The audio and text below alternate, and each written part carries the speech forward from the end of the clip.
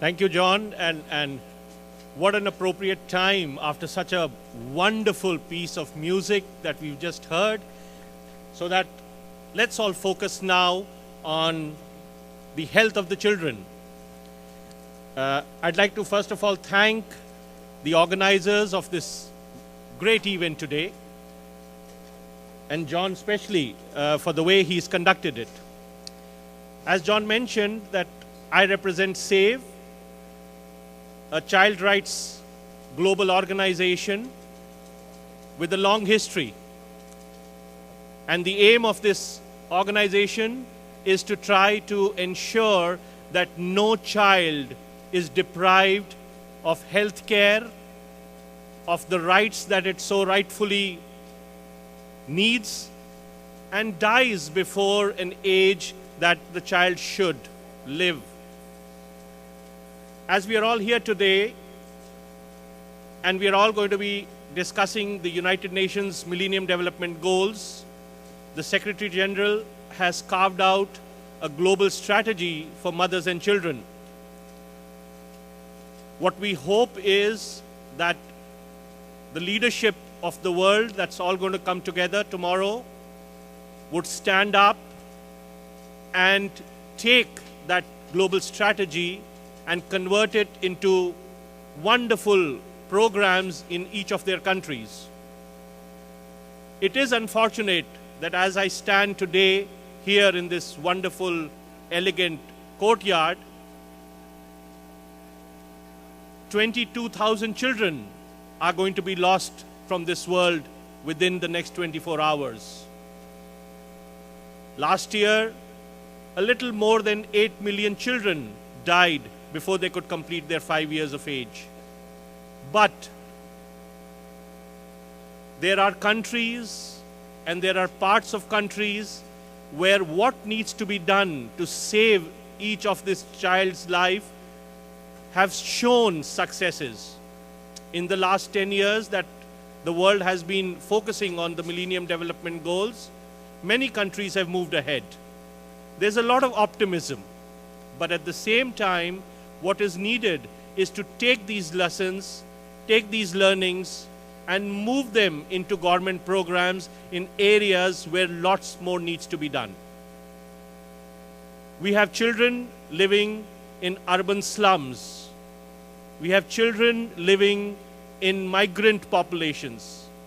We have children living in conflict areas, in rural areas, where health care needs to be provided, where water and sanitation needs to be provided, where their mothers need to be educated. Newborns need to be saved. Diarrheal diseases needs to be taken care of. Respiratory infections need to be taken care of. Appropriate nutrition needs to be taken care of. But as I say, so much needs to be done, I want to once again repeat that lots has been achieved. The number of children that were dying 10 years hence are not the ones that are dying now.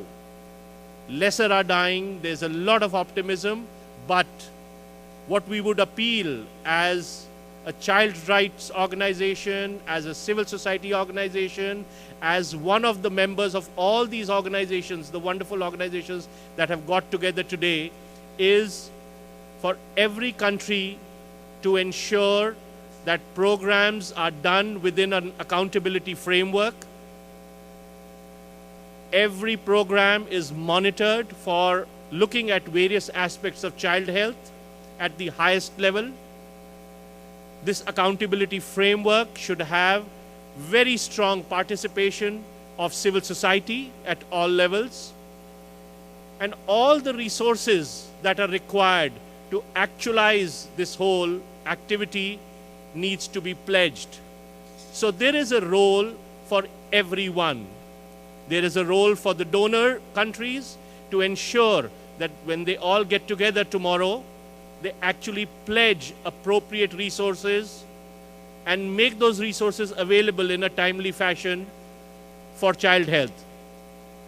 There is a role for country leaders at the highest level to ensure that programs are really operationalized well. There is a role for civil society to ensure that social audits, accountability, governance, corruption, if it is happening anywhere, is covered up, is ensured, is not allowed. And as the passionate speakers before me and the ones that would speak after me have all highlighted different aspects of the whole continuum of care that's required. People have talked of mothers, some have talked of issues of gender, some have talked of governance. Unfortunately, the child would need each and every aspect of it. The child needs it before the child is born, the child needs it when it's just born, and needs it as it keeps growing up. So there are various aspects that will have to be focused. And each and every aspect, whether it is nutrition, whether it is looking at newborns, diarrheal diseases, respiratory infections, accountability, gender issues, partnerships, harmonization between all of us. I'd like to repeat once again, the organizers who've organized this and have got so many diverse organizations, civil society and others, within one area, all talking the same language, all appealing to the leadership of the world to ensure that we have a much more peaceful world, we have a much more healthier world, we have lesser people dying of hunger and poverty.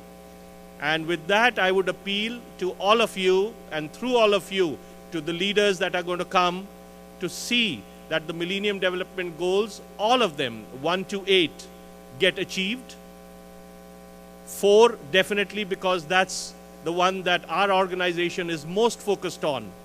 But also 8, there is an onus on the global leadership to have created this global partnership, which has not happened so far. So we would like to all stand up. We would all like to get together, each one of us, every one of us, and see that no child loses his health, no child dies before he needs to, and grows up healthy and well. Thank you.